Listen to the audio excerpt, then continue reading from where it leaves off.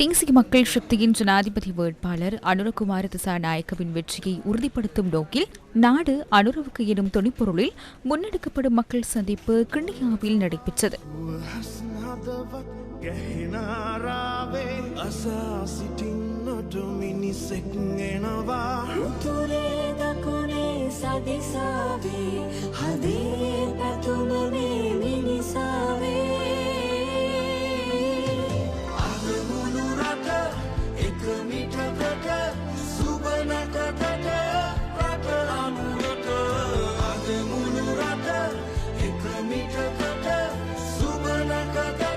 சிங்கள தமிழ் முஸ்லிம் ஜனய அத்தர ஜாதிவாதி சிங்கள தமிழ் முஸ்லிம் மக்களிடம் இனவாதம் இல்லாவிட்டாலும் நாட்டின் அரசியலில் இனவாதம் இருக்கின்றது.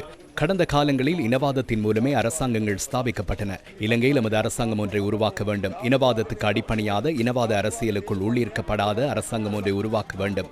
இனவாதத்துடன் கூடிய அரசாங்கத்தை மொட்டுக்கட்சியால் மாத்திரமே ஸ்தாபிக்க முடியும். தற்போது மொட்டுக்கட்சி எங்கே இருக்கிறது? மஹிந்தவுடன் ஒரு பிரிவு இருக்கிறது, மற்றும் ஒரு பிரிவு ரணிலுடன் இருக்கிறது, மற்றும் ஒரு பிரிவு சஜித்துடன் இருக்கிறது. இம்முறை நீங்கள் தேசிய மக்கள் சக்தியை தெரிவு செய்ய வேண்டும். பொது தேர்தல் நடத்தப்படும் சந்தர்ப்பத்தில் உங்களுக்கு பொருத்தமானவர்களை தெரிவு செய்து சிறந்தவர்களை பாராளுமன்றத்துக்கு அனுப்புங்கள்.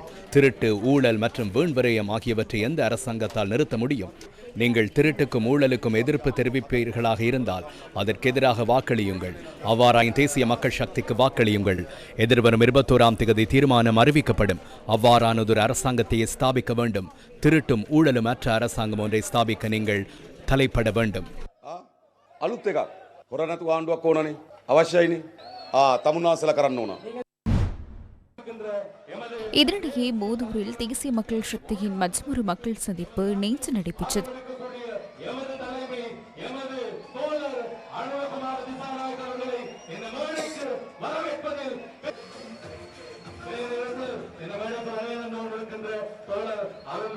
கொரோனா சந்தர்ப்பத்திலே உங்களுக்கு தெரியும், உலகில் கூட சாதாரணமாக மரணித்தவர்களுடைய உடம்பிலே PCR எந்த ஒரு நாட்டிலும் மேற்கொள்ளப்படவில்லை.